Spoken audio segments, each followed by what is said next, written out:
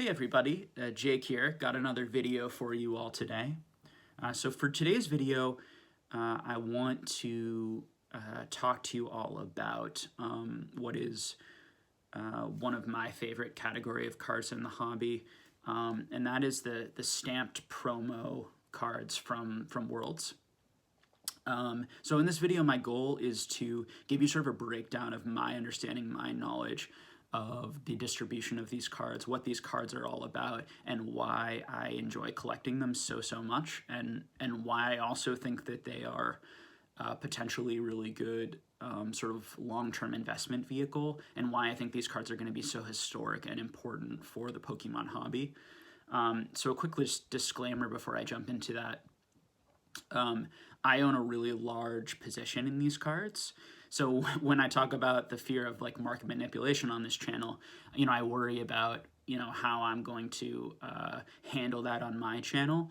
So I want to disclaim first and foremost that I have a large position on these cards, and if these cards do end up going up in value a lot, the value of my collection would go up a lot because I own a lot of them. That being said, my goal is for making this video is not to push the prices up on these cards. I actually don't really want the cards to go up in value anytime soon, because I would like to own as many of these as I possibly can, and if they go up in value, then I won't be able to buy more of them as much, so I'm a bit hesitant to make this video because of that. But I think I just need to kind of get over that, and have really been enjoying making videos. I want to talk about my cards, and if people listen to my opinions and start buying the cards that I think are really cool and they go up in value, I will have a more valuable collection, which will be cool, but as I said, the downside then will be that I won't be able to buy as much of these cards for the same prices, and I only have limited money that I allow myself to sort of spend on Pokemon, a limited percentage of what I make, and what I allow myself to invest in. So those are the ups and downsides, but I want to make sure I'm very clear with you all that I do own a huge position.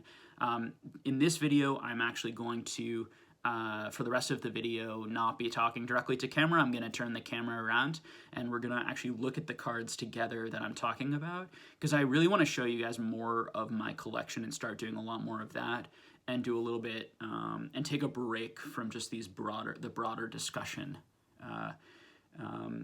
type videos where I only talk to camera and I don't actually show you guys the cards that we all love so much. All right, so I'm gonna stop the video here, and in a second I will turn it around and restart it, and we'll be looking at some cards together. All right, thanks for watching. So the first card we're going to talk about today is the 1999 original Tropical Wind. So this is one of my favorite cards in the hobby. As you can see, it features Psyduck, and Psyduck is going to be on all of these cards in this video. Increasingly, as we go on, you're going to see that Psyduck is getting picked on by the other Pokemon, and there's so much really kind of cool, unique, and very cute art in this set that I'm going to show you today. So this card started it all. According to my research, there were around 50 participants in this Tropical Mega Battle, this original 1999 Tropical Mega Battle. And the idea is that those 50 participants were each given this card as a trophy to commemorate their achievement, of reaching the Tropical Mega Battle, of being there and participating in the Tropical Mega Battle. The reality is that we know that more than 50 of these cards exist, because already 46 of them have been graded and exist in the PSA population, and a quick search online will show you that more than 4 of these cards ungraded are still in people's collections, are still coming up for sale. And this is something to just be aware of in general with all of these high-end trophy cards, and the even higher-end trophy cards than this. Your Pikachu, original Pikachu trophy, the Executor trophies, the Mewtwo trophies, that there are extra copies of all these cards are made, with the idea that probably they made extras just in case something got damaged, something didn't work, so they would have those extra cards maybe to give out or to hold if these things ever needed to be reprinted. Who knows, right? All speculation. But just to be aware that those cards have been surfacing and coming out. And I don't know if any, of those tropical wind, cards have been coming and surfacing, but we do know that like some of the executor, some of the, the trainer trophies, like number 3 trainer, those types of cards, I think have been coming out in Japan, in Japan markets from a few expected from individuals who we expect might have a number of extra copies. We don't know how many extra copies, as I said before. So something to watch out for when you look at the pop report on a lot of these cards. Are a lot more of them being graded? Are we ever going to see huge spikes in that? We don't know the answer to that. My guess is it's somewhat unlikely. The one fearful scenario I would have is that someone has a ton of these cards and they're going to slowly grade them over time because they're smart, and if they graded all of them at once, it would completely destroy the value, right? But if they slowly grade 1 or 2 a year and continue to sell those into the market, they could probably make a lot more money. And it is possible that someone could have 20, 30, 40 of this card, in perfect condition that they just stored all these years. And that's true for any trophy card. So anyone who tells you for sure that that isn't true can't possibly know that. But I do think that it's somewhat unlikely that that's the case. That's a bit of like a conspiracy, theory and worry on my part. But it is a possible issue. That being said, these cards, they're even if like 100 of these exist, or even if 200 of these exist, due to the incredible historic nature of these cards and the increasing demand and awareness of this type of card, I think we're going to continue to see increases in prices. So this card, in terms of price, this card was going for about $9,000 to $10,000, around there before the price spike, in PSA 9, excuse me. There hasn't been a recent, so I did see one somewhat recent sale, kind of like not totally into the price spike, but like right before, toward the beginning of the price spike. I have heard, and I don't want to spread false rumors, but I've heard that the PSA 9 that sold for $10,000, I believe, actually was incorrectly graded, was the idea, or it was a pretty weak 9, and people thought that it was actually more of a 7 or an 8 and around there. So that's just something that I've heard. I hate to spread false rumors, but I also think it's important to give that information so people don't undervalue this card and get a better sense of what people are saying sort of in the high-end collecting community about that specific card. And that was a card that was on eBay for a while that wasn't selling due to that. And when you would ask the buyer for closer pictures or talk to him about, is that true, he would give he wouldn't give very straightforward answers, and he wouldn't show you close-up pictures and those sorts of things, which can give you a pretty good indication that probably some of those rumors are true, and it was a pretty weak 9. All right. So I do not believe mine is a weak 9. I think that my card is a perfectly strong example of a 9, a really solid 9. I would value this card probably in the current market, I would say conservatively, between 12 to 15,000 on the very conservative end. If you really wanted to sell it, I think you could quite easily get that amount. I think that would be very conservative. I think this card is very similar to the University Magikarp, and we saw how well that card did in the recent PWCC auction. I actually think that this card should be, my personal opinion, should be more valuable than the University Magikarp because I actually think that there's a decent potential that less of these exist, given the population report, given the stated releases. There's said to have been 1,000 University Magikarp cards released. That's very clearly not the case. That's what the distributor, that there was some distributor information as part of the release that said that. That's probably not the case. There doesn't seem to be that many. But I do think that there are likely more than this because there are already more of them graded, and I just see them more often ungraded. And that's just my current opinion. Someone who deals a lot more in the high end and is a lot more well connected than me might have a different opinion and could probably give you more information on that. But I actually think of these cards, and when we're comparing it to other cards like Trophy Kangaskhan, I actually think that this card is pretty underrated because it's such an interesting card, and because it started this whole historic series that I think overall is a very underrated series. So I wouldn't be surprised if this card could get up to, we're talking with the growth that we've seen in lots of other cards, including like asking prices and things I've seen for like the Trophy Kangaskhan. I wouldn't be surprised if this card is more worth at this point in the $25,000 to $30,000 range. Again, speculation, educated guesses. Okay, don't take anything I'm saying as gospel here. These are just my opinions from trying to be as engaged as I can and trying to understand as much of this market as I can. Okay. All right, so moving on to the second card that we're going to talk about today, and I'm going to leave this one up, unfortunately, because I do not own this second card. I was very close to actually purchasing this card, and it just went a little bit above what I was willing to pay for it, and I sort of regret not buying it because it's such a rare card. It's actually the rarest, and we think the rarest, and certainly the scarcest card on this list, and that is the 2001 Tropical Wind. That card, one actually came up for auction, pretty shockingly, a PSA 8 version. I think it's pretty shocking. Came up on auction on eBay and actually went in a non-private sale, maybe something about like 6 months ago now or so, something like that, maybe a little bit longer ago. I'm blanking a little, which was crazy to see. This card is definitely the scarcest of all these cards in that we see it the least. I've seen that card so few times come up. Scott Pratt has one, for sale right now. I think the last time I saw it, he was asking like $500,000 for it. It was at that time. I think there might be another one now. I'm not sure, but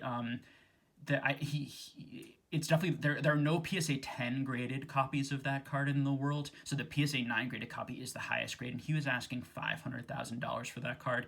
The one that sold, it was a PSA 8 that sold on eBay. I believe it sold. I should have looked this up. I apologize, but I believe, and you guys can check me, but I believe it sold around $23,000 to $24,000 to $25,000, somewhere in there, somewhere in the $20,000 to $30,000 range. I feel pretty confident with that number enough to say it. And I'll correct that in the comments if need be. So there are, 11, 12, 13 of these kind of known to exist somewhere in there. Again, could be extra copies, more could come out, but clearly less than this Tropical Wind card here. And so even though, right, I would argue very clearly it shouldn't be as historic maybe as this original one, because this original one started it all, it fetches a higher price and is more in high demand because people who want to complete the set or have one of every card, it's a far rarer and scarcer card. And so here's an example, right, of where popularity or scarcity really matters, because if both of these cards were equally scarce, I guarantee you that this Tropical Wind, this original Tropical Wind, would fetch a higher price. But because of that the other card is much scarcer, that card gets the higher price. Okay? So moving on to the next card, and unfortunately this is the other card I don't have in the series. There are two cards that I don't have a copy of yet, and I'm searching for both of those. So if you have either of those cards, please contact me, and I'd be happy to try and buy them from you if you're not asking too much of a crazy high price, which you probably will and should at this point because of their rarity and scarcity. But that is the 2004 year. Okay, so the 2004, and this is the first English Tropical Wind card. All right, and started this whole English set, and I'm going to show you all the other ones as we go through this. And I'm going to try to pick up the pace a little because I know we have a lot of cards to go through. But that card is definitely the hardest to find than any other year, from 2004 all the way to 2019, there has been one of these cards has been released, one of these promo cards has been released for each World Championship and given out at each World Championship. Okay, so a few details about that. So these cards have, and maybe I'm going to show you the next card we're going to talk about to give you an example. So here's an example of the next art that we're going to talk about, the 2005.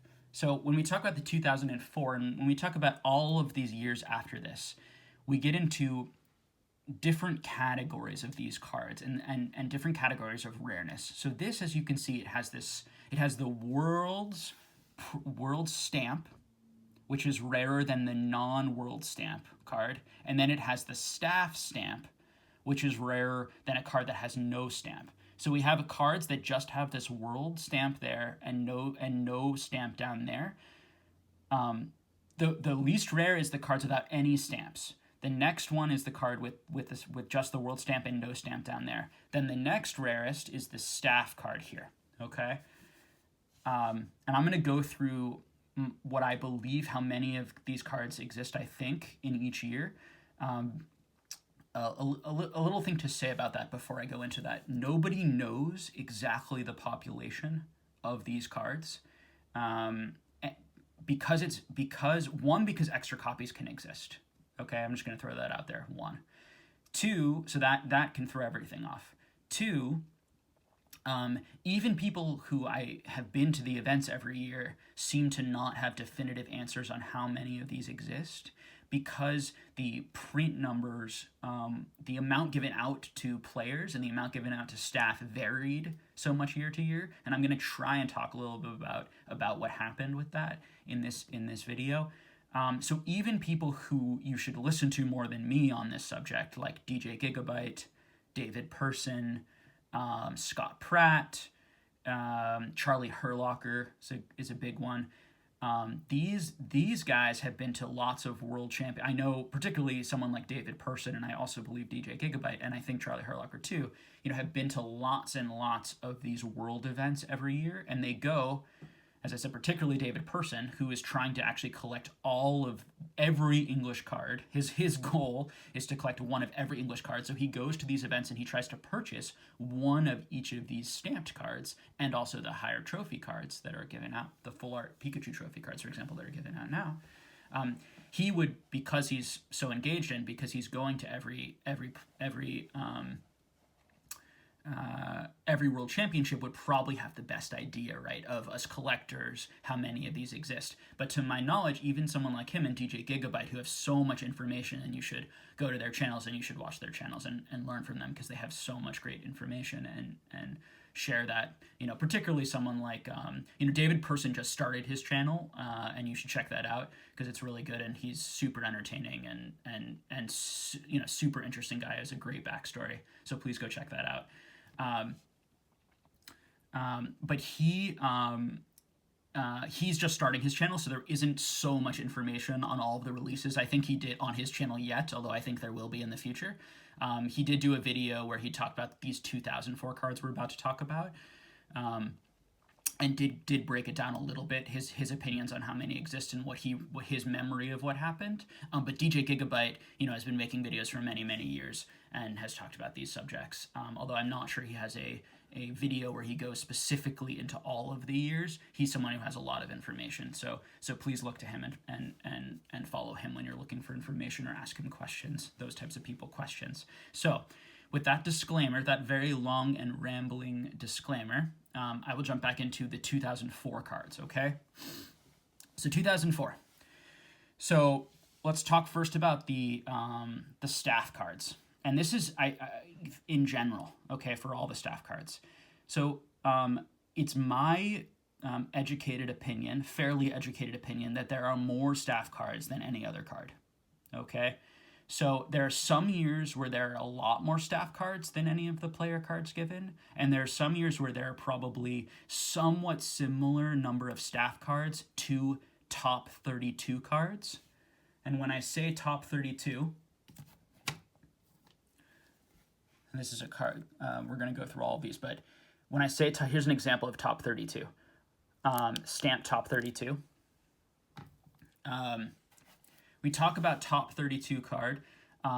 Those are the two cards that have the most population. When we do the numbers on the top 32 card, and we do the numbers on the staff card, it really is going to depend on the year. It's going to depend on how much staff was there.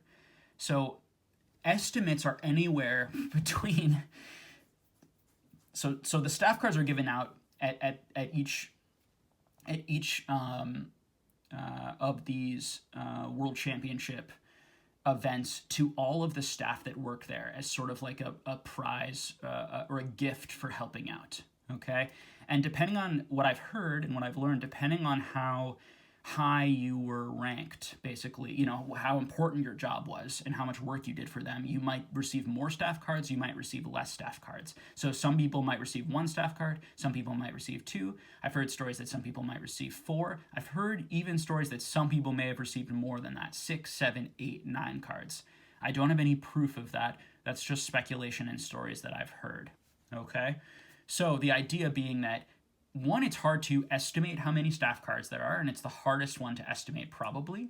But 2, if you look at the population reports and you do the numbers, there's a lot more staff cards. There isn't a single year, to my knowledge, where there are more top 32 cards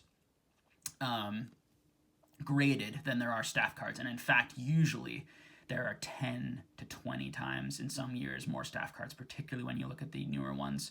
Some years it's more like 5 to 6 times. Some years it's only, twice as many, let's say. But there are years where there are like 40, 50, 60 staff cards, total graded already. Maybe not 60, I think 40, in the mid 40s maybe was some of the highest one. I don't want to give you the wrong information. Maybe up to 50 in a year or two.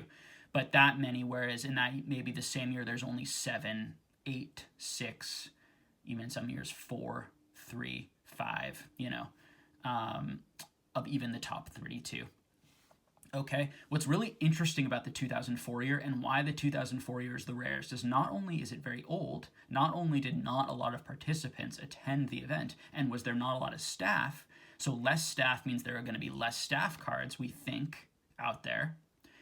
Each participant only received the card that they were given for the level of accomplishment, the round that they were able to get to. So for example, in a number of years, and I don't know exactly which years are like this and which years aren't like this, but in most years, or a number of the years, if you come in first, for example, in a modern year, let's say 2019, if you came in first in 2019, you received copies of the championship card. That the championship card is the highest one that you can get. You received that, but you also received the finalist, you received the semifinalist, you received the quarterfinalist, you received the top 16, you received the top 32.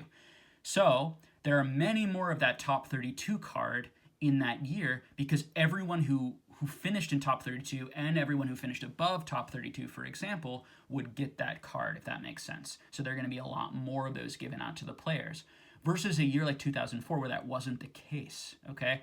Only people who finished in the top 32 and didn't get to the top 16 got the top 32 card. Only people who finished at that top 16 level and didn't get to the, top 8 or quarterfinal, received that card, and so on and so forth. So so unlike a lot of years, for example, where the quarterfinalist or the semifinalist or the finalist or the champion card is so much rarer than the top 32, in that year, all of the levels have a lot of rarity. Now, theoretically, each level brings twice the rarity, even in that 2004 year, because, right, there are 32 is twice as much as 16, for example. So each level, you're halving the amount of people, right? But that difference is going to be much larger in the more modern years. Okay, so understanding that's very important when you're thinking about purchasing these or investing in these and trying to figure out the value. I have not heard people talk a lot about the value of these cards, I think in part because they are so hard to estimate and they fluctuate and swing so much. So I'm going to do my best to give you guys a little bit of information on it so you can try to figure out what these are worth and what these should be worth. Okay, so that's the 2004 year. Really cool art on that one. Wish I could show you here. Still looking for it, as I said. The prices on those, on the 2004 years, could be crazy. Could be anything. You know, I see people wanting, like, for even, like, a PSA 6 staff, which is, like, you know, pretty low graded, or, like, you know, pretty low graded staff, you know, just a staff card, for example. I saw someone asking, you know, $5,000, $6,000, $7,000 for that card. Okay, that doesn't mean they're going to get that much. That doesn't mean they even think they will get that much. But that's the asking price. I know that one sold, I don't know the price that it sold for, but I know one sold that was just authenticated because it was in pretty rough condition, and that sold for quite a bit. I wasn't given the exact number, but I know it was sold for quite a bit of money. So even the just the authenticated staff ones are going for a lot because people are trying to complete this collection and they need that. And trust me, I know that feeling. I really want that card too. All right, jumping into the 2005 that you're looking at here. Such cool art, in my opinion. Definitely. I mean, all of these, like, early ones just get me. Like, I love just staring at this card and looking at this card. So cool. So what to say about this year? And I think rather than going too much into each individual year at this point, I'm going to talk in overviews. So 2004 to 2007, and I'm going to show you. So you looked at this 2005 for a while. Here's a staff version of the 2005. I'm going to put up a 2006 now. Here we can look at we already looked at a top 32 example. Let's look at a top 16, just so you can see one from each level.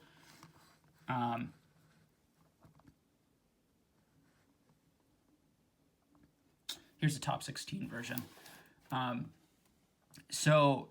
Again, top 16 rarer than top 32 in staff. One thing to mention, which is interesting on these, is that staffs actually can go for more money than certainly than top 32s, but even than top 16s are around the same as top 32s. I don't think that makes any sense at all to me personally. I don't get why the staffs are nearly as valuable. One, I think it's much cooler to own a player's card, and a card that we know was like won by an actual player who played in one of these tournaments and achieved something. I just think that's a lot more exciting, and I also think it's one thing I love so much about these cards is that, like, you know, versus like sports cards, right? Like this is a game, and people play this game and they win, and they can win prizes, you know, for playing this game. And so any card that is awarded to a player for an achievement, to me, is so significant and special within Pokemon, and I think it's an underappreciated aspect of this hobby in general, is that it's not just, yes, opening packs and collecting cards from sets is like really fun and nostalgic and from my childhood, but I also love the idea and the experience of following and being engaged in the player's world, and the people who, you know, and collecting sort of these players' cards, because these don't exist in other hobbies. And so that's just why I enjoy them so much. Whereas staff cards exist, you know, across this hobby, and there are tons of different staff cards from all sorts of, you know, different types of events and different types of things. Now, I still really like the staff cards, and I collect the staff cards, but not only do I think the players' cards are just cooler to collect and more interesting to collect and attractive to me, but, and I know everyone doesn't agree with this, so this is just my opinion, of course. But they also, in my opinion, are just much less rare, from what I can tell. I think first of all, and I don't think this is ever said enough, players do not like selling their cards. Staff, who get many copies, sometimes 4, 6 copies, I've heard, of course they're going to sell some of their cards, right?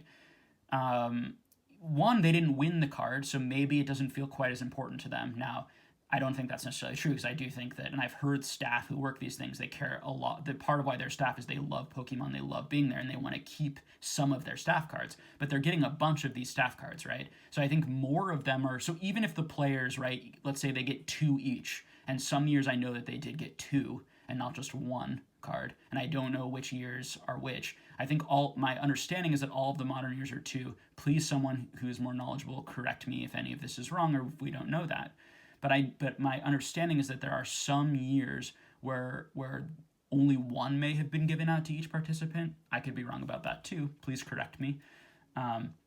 Either way, even if there are 2, there are staff that receive more than 2. We know that for a fact. And so likely more of those are going to come on the market. And the reality is we've seen that. Like someone like Scott Pratt has talked about how he's bought tons and tons of staff cards and graded a lot of them. Part of why we probably have so many graded staff cards is because Scott has graded a bunch of them just to be completely honest. And he's talked about that publicly. So I think it's okay for me to reiterate that comment. Right, so staff is just not nearly as rare, and I think players are cooler. So those are all reasons why I think the staffs are overrated, and people who are paying lots and lots of money for the staff cards, and for some reason are not paying as much money for the top 32, top 16, or particularly the quarterfinalist, semifinalist, finalist, or champion cards. I don't really get that thinking. The one thing I can think of is that people like sets, and they feel like it's a bit overwhelming to collect like all of the players' cards, and they don't want to just own a top 32. So it feels better to own like one staff from each year, because it feels like more of a collection than owning like a top 32 from each year. I don't feel that way personally, but that's just me trying to understand the thinking and the logic behind the spending behind these sorts of things. So again, I think top 32s in particular and top 16s in particular are underrated. Okay, and their price points versus the staff don't make sense, or the staff we think might be overrated.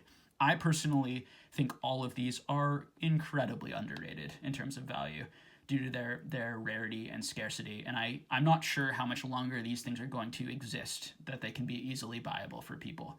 I think these things are all going to be gobbled up into collectors' collections for a long time, because there just aren't that many of them. If you do the math, we're talking about maybe at most on the years that are the most common, we're talking about at most, let's say 800 staff cards, at most, let's say 600, 500, 600 top 32s at most, let's say half that, right? 300, 250, 300 top 16s at most. And these are outlandish. I think these are much higher than the reality based on the pop reports. The pop reports on a lot of these cards are 3 in the world, 4 graded in the world, 6 graded in the world, 7 graded in the world.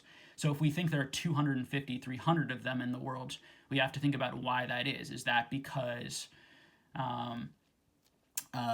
players have them and they just don't want to grade them, they want to keep them ungraded and hold in their collection? Or is it because really not many of these things actually exist? That's what I think, personally.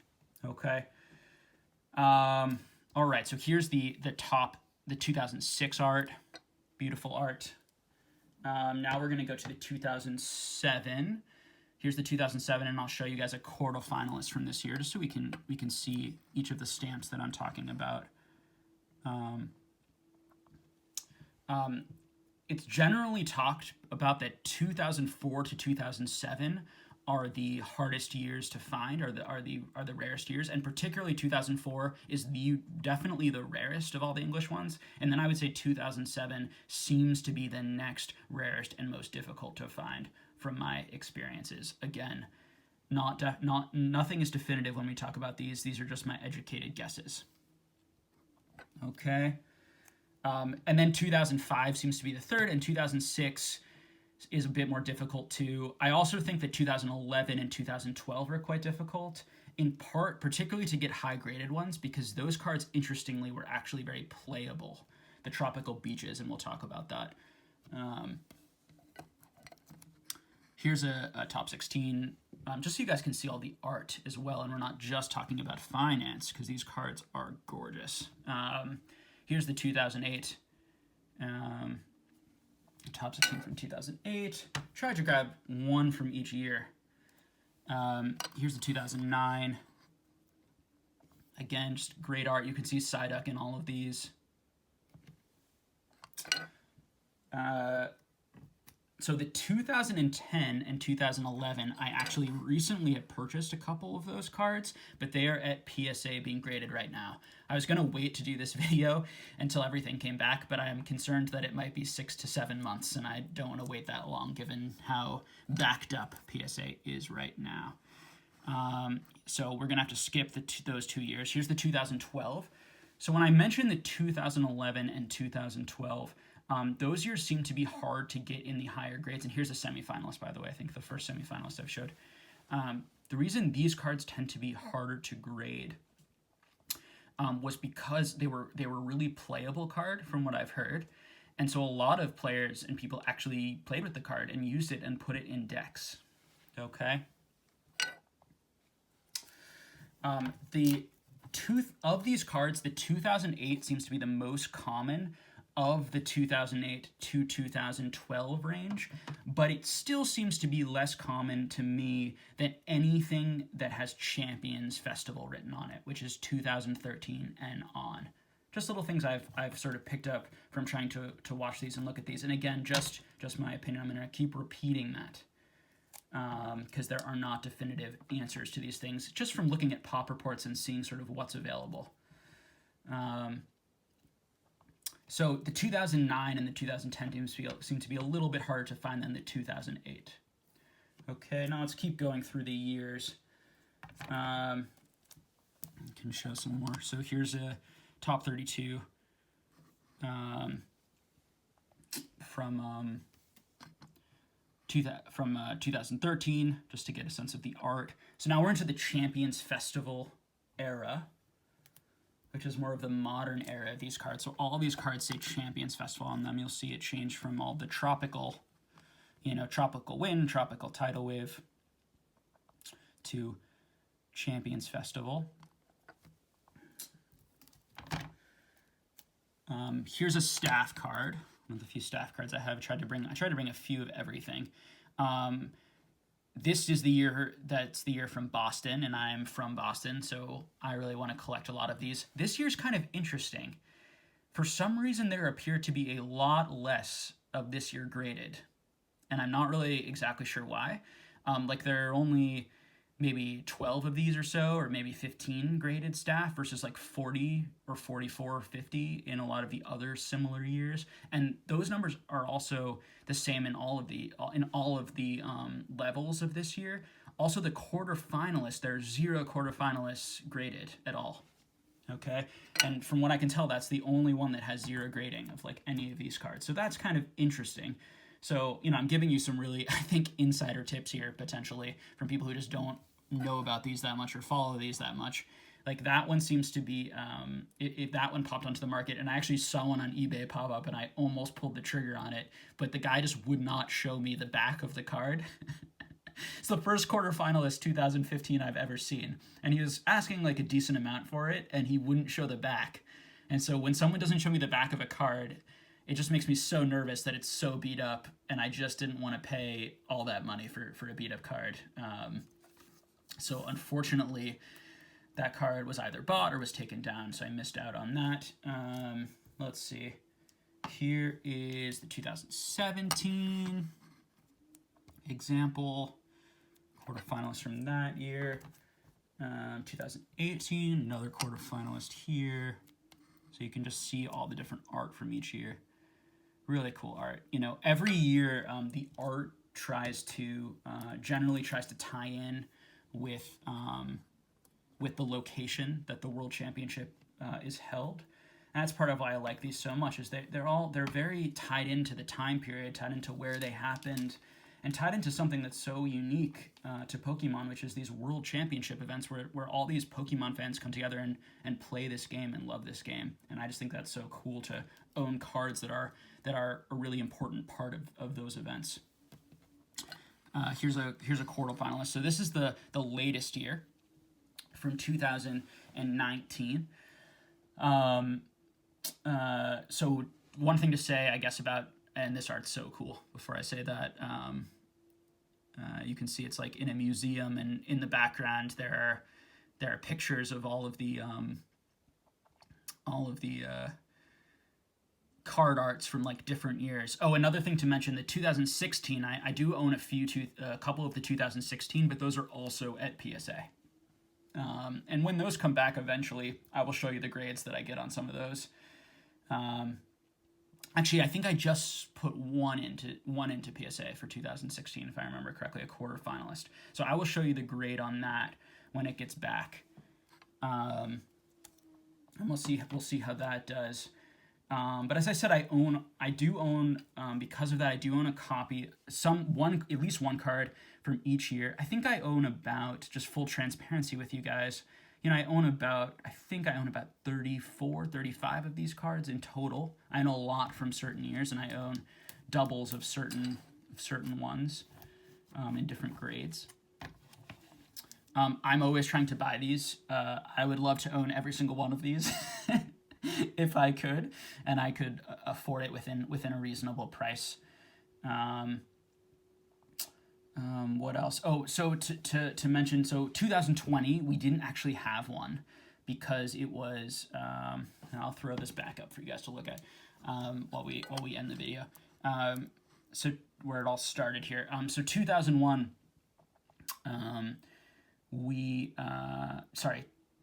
2020, is going to be the first year without one of these since that 2004 year because of COVID. The World Championship was canceled. So we are going to be missing the promo. It was supposed to happen in London and it was canceled.